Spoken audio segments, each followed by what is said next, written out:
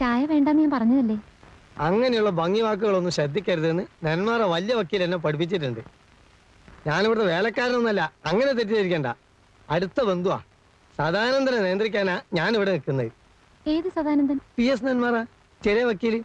അവൻ എന്നെ ഭയങ്കര പേടിയാ. എന്നോട് ചോദിക്കാതെ ഈ പടി കിടക്കൂല. ഇപ്പൊ എവിടേക്കാ പടി കടന്നു പോയത്? ഇപ്പൊ പടി കടന്നു പോയത് സ്ഥലം ഞാൻ ചോദിച്ചില്ല. ആ കൊലപ്പുള്ളിയായിട്ടുള്ള എല്ലാ ഇടപാടും ഞാൻ നിർത്തും. കേസ് ബാധിക്കേ ജയിക്കേ തോക്കേ എന്ത് വേണമെങ്കിലും ആയിക്കോട്ടെ. ഒരു കൊലപ്പുള്ളിയിൽ എങ്ങനെ കൂടെ കൊണ്ടു നടക്കാന്ന് പറഞ്ഞാൽ അയാൾ അവാർഡ് വാങ്ങിച്ചൊരു സാഹിത്യകാരനാ. എന്താ അവാർഡ്? ഒരു കൊലപ്പുള്ളി എപ്പോഴും കൊലപ്പുള്ളി തന്നെ. അപ്പൊ പറഞ്ഞു മനസ്സിലായില്ലേ, പുള്ളിയുള്ള കൊല പഴുപ്പിക്കാൻ പറ്റില്ല. ഞാൻ ഈ പുള്ളി കൊല മറ്റേ കാത്തിരിക്കാൻ തുടങ്ങിയിട്ട് നേരത്രയായി. ഇരുന്നിരുന്ന് അഭിമുഖത്തിനുള്ള മൂഡ് പോയി. മൂഡ് എനിക്കുമില്ല. മൂഡില്ലാത്ത രണ്ടുപേരും സംസാരിച്ചാൽ നല്ല മൂഡായിരിക്കും. അതാണ് അതിന്റെ സയൻസ്. അല്ലേലും സംസാരിച്ചേ ഒക്കൂ. എനിക്ക് ഒരുപാട് കാര്യങ്ങൾ അറിയാനുണ്ട്. എനിക്കൊന്നും പറയാനില്ല. ഒരു വെറും ജേർണലിസ്റ്റ് ആയിട്ട് എന്നെ കാണരുത്. ഒരു ആസ്വാദകയുടെ ആകാംക്ഷ ഇനിയും അത് അടക്കി വെക്കാൻ എന്നെ കൊണ്ട് സാധിക്കില്ല. എന്താണ് അറിയേണ്ടത്? ഞാനെന്ന വ്യക്തിയെക്കുറിച്ചോ? അതൊക്കെ കോടതി കടലാസിലുണ്ടല്ലോ. അതിലൊന്നും എനിക്ക് താല്പര്യമില്ല. പിന്നെ എൻ്റെ അനുഭവങ്ങളോ? ഒരു കണക്കിന് പറഞ്ഞാൽ ആ പുസ്തകത്തിലെ വരികളിലെല്ലാം അതുണ്ട്. അറിയാം.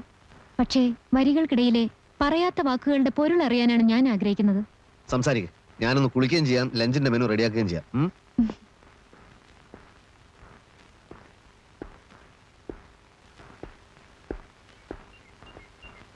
മിസ്റ്റർ നരേന്ദ്രന്റെ ചെറുപ്പം മുതലുള്ള ജീവിതത്തെപ്പറ്റി നോവലിൽ വലിയ പരാമർശമൊന്നുമില്ല. അതൊരു നോവലാണോ? എന്തായാലും അതങ്ങനെ ആക്കാൻ വേണ്ടിയല്ല ഞാൻ എഴുതിയത്. ചിതറിയ കുറേ ചിന്തകൾ ഉറക്കം കിട്ടാത്ത രാത്രികളിൽ എന്തിനു വേണ്ടി എഴുതി വെച്ചു, അത്രമാത്രം. കാര്യമായ ഉദ്ദേശങ്ങളൊന്നും ഇല്ലാത്തതുകൊണ്ട് തന്നെയാണ് അതൊരു ക്ലാസിക് ആയതും. എന്തോ കുട്ടിക്കാലത്തെ പറ്റി ഓർക്കുമ്പോൾ ആദ്യ ഓർമ്മയിൽ വരുന്നത് ഇരുമ്പഴികൾക്കപ്പുറത്തെ അവ്യക്തമായൊരു മുഖമാണ്. അതെൻ്റെ അച്ഛനായിരുന്നു. തൂക്കിക്കൊല്ലാൻ വിധിക്കപ്പെട്ട് ജയിലിൽ കഴിയുന്ന എൻ്റെ അച്ഛൻ. അമ്മയുടെ വിരലിൽ പിടിച്ച് ഞാനൊരിക്കൽ പോയിരുന്നു. അമ്മയുടെ തേങ്ങലും എൻ്റെ ഓർമ്മയിലുണ്ട്. അഴികൾക്കിടയിലൂടെ കൈയിട്ട് അച്ഛൻ എന്നെ കെട്ടിപ്പിടിക്കാൻ ശ്രമിച്ചു. ഐസ് കട്ടകൾ പോലെ തണുത്തതായിരുന്നു അച്ഛൻ്റെ വിരലുകൾ. അച്ഛൻ മരിച്ചതിന് ശേഷവും ചില രാത്രികളിൽ ആ തണുത്ത വിരലുകളുടെ സ്പർശനം ഞാൻ അറിയാറുണ്ട്. എനിക്ക് തിരിച്ചറിവായപ്പോഴേക്കും എൻ്റെ അമ്മയ്ക്ക് തിരിച്ചറിവ് നഷ്ടപ്പെട്ടിരുന്നു. പിന്നീടെപ്പോഴോ ഏതോ മനോരോഗ ആശുപത്രിയിൽ വെച്ച് അമ്മ മരിച്ചു എന്ന് ഞാൻ കേട്ടു. ആരോടും കമ്മിറ്റ്മെന്റ് ഇല്ലാതെ ജീവിക്കുന്നതിൻ്റെ സുഖം അതിൽ പിന്നെയാണ് ഞാൻ അറിഞ്ഞത്. ഒരു നീണ്ട കറക്കമായിരുന്നു. പലതും ചെയ്തു. വായിച്ചു വായിച്ചൊരു ജ്ഞാനിയാകാൻ ശ്രമിച്ചു. ചിന്തിക്കാനുള്ള കഴിവ് നഷ്ടപ്പെട്ടവർ വായിച്ചാൽ മതിയെന്ന് പിന്നീട് തോന്നി. മയക്കുമരുന്ന് വിറ്റു, വാടക കൊണ്ടയായി. ഹരിദ്വാരിൽ ഒരു ആശ്രമത്തിൽ 3 കൊല്ലത്തോളം സന്യാസ ജീവിതം നയിച്ചു. അധികാരത്തിന്റെ വടംവലിയും പൊളിറ്റിക്സും ഒക്കെ അവിടെ ഒരു വിഷയമാണെന്ന് കണ്ടപ്പോൾ കാഷായ വസ്ത്രം വലിച്ചൂരി ഓടയിലെറിഞ്ഞു. പോരെ? പോരെ. സംഭവങ്ങളിലെ വിശദാംശങ്ങളിലേക്ക് മതി. അങ്ങനെയല്ല, കുറെ ചോദ്യങ്ങളും കുറെ ഉത്തരങ്ങളും അല്ല എന്റെ ഉദ്ദേശം. താങ്കളുടെ ക്യാരക്ടറൈസേഷന്റെ പ്രത്യേകതകളും നോവലിലെ സംഭവങ്ങളും വെച്ചുകൊണ്ടുള്ള ഒരു സ്റ്റഡിയാണ്. ആയിക്കോളൂ. അതിനിയും പലതും അറിയണം. ഇപ്പൊ വേണ്ട, ഞാൻ നാളെ വരാം. വേണ്ട. അയ്യോ, അങ്ങനെ പറയരുത്. ഞാൻ വരും. വേണ്ടെന്നല്ലേ പറഞ്ഞത്? ശല്യപ്പെടുത്തില്ല. ഇപ്പൊ പോന്നു. പക്ഷെ നാളെ എന്തായാലും വരും.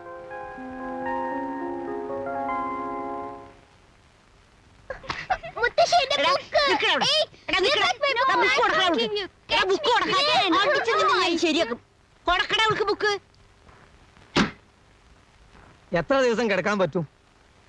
എത്ര ദിവസം കിടക്കാൻ പറ്റുമെന്ന്? എന്ത്? സിംഹത്തിന്റെ കൂട്ടിൽ ഒരു ആട്ടുംകുട്ടിക്ക് എത്ര ദിവസം കിടക്കാൻ പറ്റുമെന്ന്. കടിക്കോ കൊല്ലോ എന്ന് അറിഞ്ഞൂടാ. എന്നാൽ ഏത് നിമിഷത്തിലും കടിക്കും ചെയ്യാ, കൊല്ലും ചെയ്യാ. മരിക്കാതെ മരിച്ചോണ്ടിരിക്കുകയാണ് മുത്തശ്ശി ഞാൻ. ഇതാ താക്കോൽ അവര് വന്നാ കൊടുത്തേക്ക്. കുഞ്ഞിക്കണ്ണൻ പോവുക. നീ പറയുന്നത് ഒന്നും എനിക്ക് മനസ്സിലാവുന്നില്ലല്ലോ കുഞ്ഞിക്കണ്ണ. ഞാൻ കൊലപ്പുള്ളി എന്ന് വിളിച്ചത് ആ പുള്ളി കേട്ടു. അത് ഞാൻ പുള്ളിക്കൊലാനാക്കി മാറ്റാൻ ശ്രമിച്ചു. ഏറ്റില്ല. ഉച്ചക്ക് ഊണ് വിളമ്പിക്കൊണ്ടിരിക്കുമ്പോ പ്ലേറ്റിൽ നിന്ന് കണ്ണെടുത്ത് എന്നെ അടിയും കൂടി ഒരു നോട്ടം.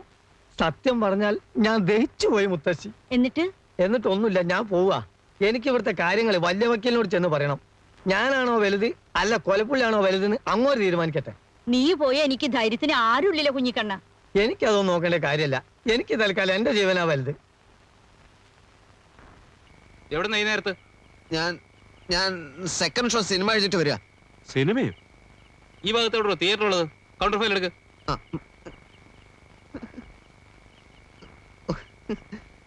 സാർ സത്യം പറയാം, ഞാനൊരു അഡ്വക്കേറ്റ് ആണ്. അഡ്വക്കേറ്റ് കൗണ്ടർ ഫയൽ എടുക്കടാ. സാർ എടാന്നൊന്നും വിളിക്കരുത്. അഡ്വക്കേറ്റ് PS നെന്മാറാന്ന് കേട്ടിട്ടില്ലേ? ഇല്ല, ആദ്യം നീ സിനിമയ്ക്ക് പോയെന്ന് പറഞ്ഞു, ഇപ്പൊ നീ അഡ്വക്കേറ്റ് ആണെന്ന് പറയണം. ശരിക്കുള്ള സത്യം സ്റ്റേഷനിൽ കൊണ്ടേ പറയിപ്പിക്കണം. നടക്കണം. അമ്മേ, ഓ നീ വന്നു അല്ലേ? എന്റെ പ്രാർത്ഥന ദൈവം കേട്ടു. എന്ത് പ്രാർത്ഥന? എന്നെ തനിച്ചാക്കല്ലേ, കുഞ്ഞിക്കണ്ണനെ വേഗം വരുത്തണേന്ന് ദിവസത്തിൽ 3 നേരം പ്രാർത്ഥിക്കായിരുന്നു. അതൊരു ചതിയായിപ്പോയി. വെറുതെ അല്ല എന്റെ പ്രാർത്ഥന ദൈവം കേൾക്കാതിരുന്നത്. ഇങ്ങോട്ട് ഇനി വരില്ല എന്ന് പറഞ്ഞപ്പോ വലിയ വക്കീൽ എന്നെ തല്ലി. ആ കൊലപ്പുള്ളി എന്നെ കൊന്നാലോ എന്ന് ചോദിച്ചപ്പോ പറയാ, നീ ചത്ത നിന്റെ ശേഷക്രിയ ഞാൻ ഭംഗിയായി നടത്തിക്കോളാം കുഞ്ഞിക്കണ്ണാന്ന്. അതൊരു വലിയ കാര്യം തന്നെ കുഞ്ഞിക്കണ്ണ.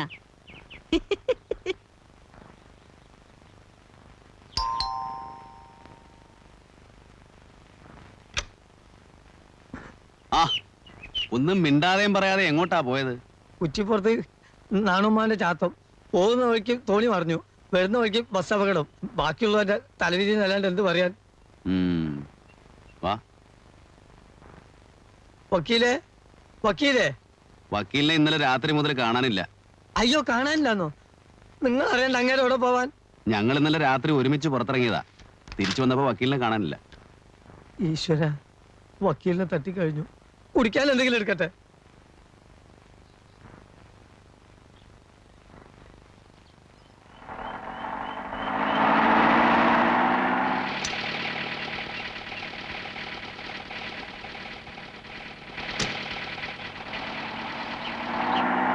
കുഞ്ഞിക്കണ്ണൻ എവിടെയായിരുന്നു? അങ്ങോട്ട് പോകുമ്പോ ബസ് അപകടം, ഇങ്ങോട്ട് വരുമ്പോ തോണി മറിഞ്ഞ്. നാണുമാവന്റെ ചാത്തേ കുച്ചിപ്പുറത്ത്.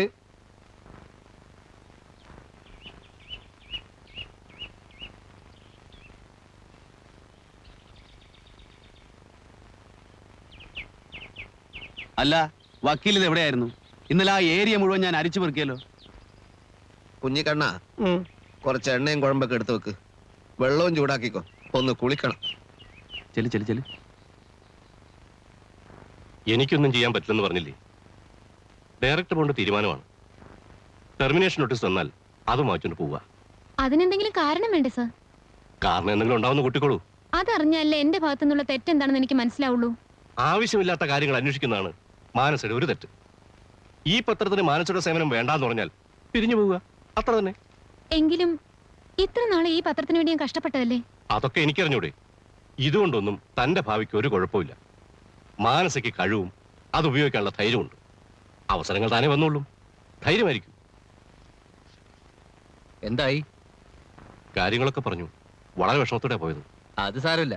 വാസ്തവത്തിൽ മാനസ് നമ്മുടെ സ്ഥാപനത്തൊരു അസറ്റായിരുന്നു. വാര്യർക്ക് അറിയാമല്ലോ, ഇത് എന്റെ മാത്രം താല്പര്യമല്ല. ഇനി അവളിവിടെ വർക്ക് ചെയ്താൽ അത് ഈ സ്ഥാപനത്തിന് തന്നെ അപകടമാണ്. ഒരു ജേർണലിസ്റ്റിനേക്കാൾ നമുക്ക് ആവശ്യം നമ്മുടെ സുഹൃത്തുക്കളാണ്.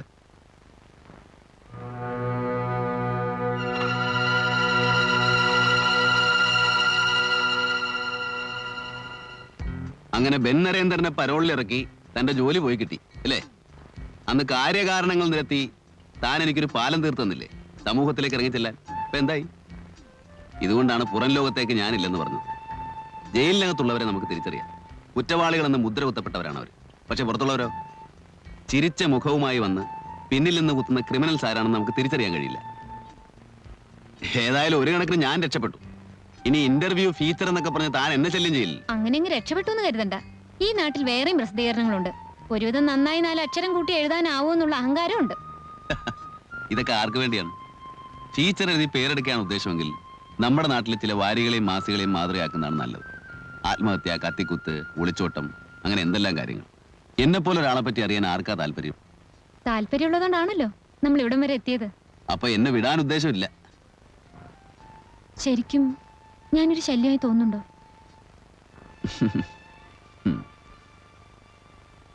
തുറന്നു പറയണം. തുറക്കാനും അടയ്ക്കാനും ഒന്നും എനിക്ക് സമയമില്ല. തിരിച്ചു പോകാൻ ഇനി വളരെ കുറച്ച് ദിവസങ്ങളേ ഉള്ളൂ. എന്റെ മനസ്സിൽ പല പദ്ധതികളും ഉണ്ട്. പരോള് നീട്ടാനായിരിക്കും. വേണ്ട, ഇപ്പൊ തന്നെ ദിവസങ്ങൾ കൂടുതലായിട്ടാണ് എനിക്ക് തോന്നുന്നു. അതല്ല, ശിക്ഷ ഇളവ് ചെയ്യാൻ പറ്റുമെന്നാണ് എന്റെ ശ്രമം. ബെൻ നരേന്ദ്രന് കിട്ടിയ അവാർഡ് അപ്രധാനമായ ഒന്നല്ല. മന്ത്രിമാരിലും ഉദ്യോഗസ്ഥന്മാരിലും സഹൃദയത്വമുള്ളവർ കാണുമല്ലോ. ഒരു പെണ്ണ് വിചാരിച്ചാ ഇതൊക്കെ സാധിക്കുമെന്നായിരിക്കും. ഇത് മാത്രമല്ല, ജനുവിന്റെ മരണത്തെപ്പറ്റി ഒരു അന്വേഷണം ഉണ്ടാക്കണം. മിസ്റ്റർ ജോൺ സക്രയെ പോലുള്ള സാക്ഷികളുള്ളപ്പോ നമുക്ക് പലതും ചെയ്യാൻ സാധിക്കും. മാനസ ഒരു സാധാരണ പെൺകുട്ടിയല്ല.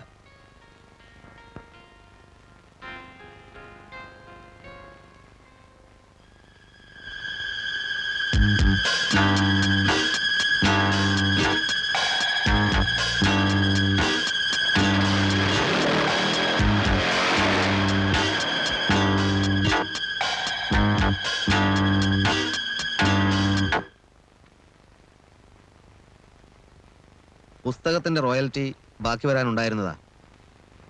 ഇതോടെ ഈ എഡിഷന്റെ പൂർത്തിയായി. അടുത്ത എഡിഷൻ പ്രിന്റിംഗ് തുടങ്ങാത്രേ. ഞാൻ പറയുന്നത് താനൊന്ന് സീരിയസ് ആയിട്ട് എടുക്കണം. ജയിലിൽ നിന്ന് ഇറങ്ങുന്നതിന് മുമ്പ് എഴുതാവുന്നിടത്തോളം എഴുതുക, പുസ്തകാക്കുക. പുറത്തിറങ്ങുമ്പോഴേക്കും നല്ലൊരു തുക ബാങ്ക് ബാലൻസ് കാണും. വക്കീലിന് വേറൊന്നും പറയാനില്ലേ? എന്നാ വേണ്ട. അപ്പൊ ഈ കാശ് എന്ത് ചെയ്യണം? ബാങ്കിലിടണോ അതോ ഡ്രസ്സുകൾ എന്തെങ്കിലും വാങ്ങിക്കണം? ചികിത്സയ്ക്കും മരുന്നിനൊക്കെ നിവൃത്തിയില്ലാത്തവരെ പറ്റി പത്രത്തിൽ എഴുതിയാല് വല്ല പ്രയോജനം ഉണ്ടാവുമോ? ശരിക്കും വഴിമുട്ടിപ്പോയി. അതുകൊണ്ടാ.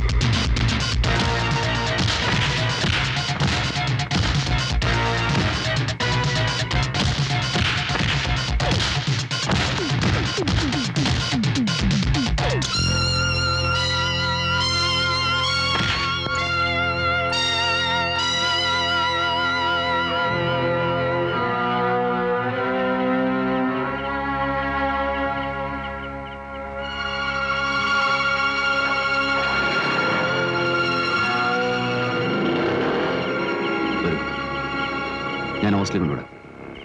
മാനസ് ഒറ്റക്കിനി എങ്ങും പോകണ്ട. അപകട മരണങ്ങൾക്ക് വാർത്താ പ്രാധാന്യം കുറവാണ്.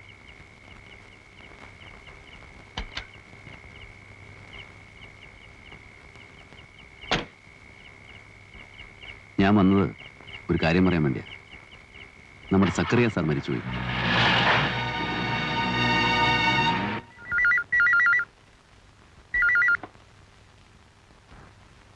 Hello, yes, advocate PS Nenmara here.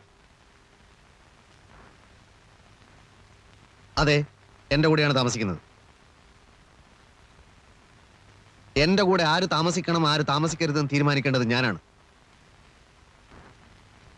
പേടിപ്പിക്കാൻ നോക്കരുത്. Shut up. ആരാ വിളിച്ചത്? ഭീഷണിയാണല്ലേ? ഹേയ്, എനിക്കറിയാം. ഞാനിവിടെ താമസിക്കുന്നതുകൊണ്ട് വക്കീലിനാ ബുദ്ധിമുട്ട്. എന്ത് ബുദ്ധിമുട്ട്? അതൊക്കെ അങ്ങനെ കിടക്കും. ഞാൻ ആലോചിക്കായിരുന്നു. ഒന്നും ആലോചിക്കണ്ട. അതല്ല വക്കീലെ, ഏതായാലും ഇനി പരോള് തീരാൻ അധികം നാളില്ല. ഇനിയുള്ള ദിവസങ്ങൾ വല്ല ഹോട്ടലിലോ മറ്റോ. എന്തിന്? ഇപ്പൊ ഈ ഫോൺ വന്നതുകൊണ്ടാണോ? പേര് പറയാതെ ഫോൺ ചെയ്യുന്നവരും ഊമക്കത്തുകൾ അയക്കുന്നവരും ഒക്കെ ഭീരുക്കളാണ്. എന്നെ അവരൊരു ചുക്കും ചെയ്യില്ല. എടുത്തുചാട്ടത്തിനൊന്നും താൻ നിൽക്കണ്ട. കഴിയുന്നതും വേഗം വീട്ടിലേക്ക് തിരിച്ചു പോവുക. കുറച്ച് നാളത്തേക്ക് വീടിന് പുറത്തിറങ്ങാതിരിക്കുക. സമൂഹത്തിലെ അനീതികൾക്കെതിരെ ശക്തമായി പ്രതികരിക്കാൻ വായനക്കാർക്ക് ആവേശം കൊടുത്ത ആളാണ് ഈ പറയുന്നത്. അപകടം വിളിച്ചു വരുത്തിയിട്ടല്ല ധൈര്യം കാണിക്കേണ്ടത്. കാത്തിരിക്കണം. അവസരം വരുമ്പോഴേ പ്രതികരിക്കാവൂ. ഇതാണ് ഏറ്റവും നല്ല അവസരമെന്നാ എനിക്ക് തോന്നുന്നത്. മാനസയ്ക്ക് എന്ത് ചെയ്യാൻ പറ്റും? സത്യസന്ധമായ ഒരു റിപ്പോർട്ട് പ്രസിദ്ധീകരിക്കാൻ പോലും തനിക്ക് കഴിഞ്ഞോ? അവരുടെ ശത്രുവാകുകയും ചെയ്തു. 11-ാം തീയതി വരെ ഞാൻ കൂട്ടിനുണ്ടാവും. അത് കഴിഞ്ഞാൽ മാനസ ഒറ്റയ്ക്കാണ്. അത് മറക്കണ്ട. പക്ഷേ തോറ്റു കൊടുക്കാൻ മനസ്സ് വരുന്നില്ല. തോൽവിയായിട്ട് കരുതണ്ട. ഈ അനുഭവങ്ങളൊക്കെ പിന്നീട് എപ്പോഴെങ്കിലും സഹായമായെന്നിരിക്കും. ഇല്ല, രാഷ്ട്രീയത്തിലും ഗവൺമെന്റിലൊക്കെ അവർക്ക് മാത്രമല്ലല്ലോ ഇൻഫ്ലുവൻസ് ഉണ്ടാവുക. എന്റെ ഡാഡിക്ക് അറിയാവുന്ന കുറെ പേരുണ്ട്. ഞാൻ ആ വഴിക്കൊന്ന് ശ്രമിച്ചു നോക്കാം. എങ്ങനെ? അസംബ്ലിയിൽ ഒരു പ്രശ്നം ഉന്നയിപ്പിക്കുക, അതല്ലെങ്കിൽ ഗവർണറെ നേരിട്ട് കാണുക. വളരെ സില്ലിയായ ഒരു മാർഗമാണ്. പ്രത്യേകിച്ച് ഒരു ഗുണവും ഉണ്ടാകാൻ പോകുന്നില്ല. പിന്നെ മറ്റൊരു വഴിയുണ്ട്. കുറച്ച് സാഹസമാണ്. വ്യക്തമായ പ്ലാനിങ്ങും വേണം. പക്ഷേ മാനസയ്ക്ക് അത് പറ്റും ആസ് എ ജേർണലിസ്റ്റ്.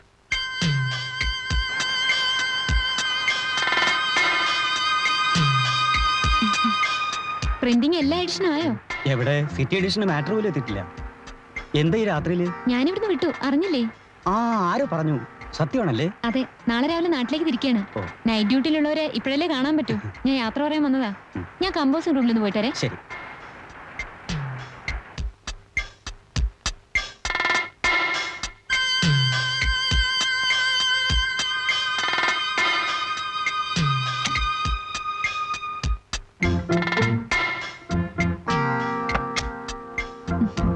ഹലോ, മാനസന്റെ ഈ സമയത്ത് ഇപ്പൊ വന്നാലേ നിങ്ങളൊക്കെ കാണാൻ പറ്റൂ.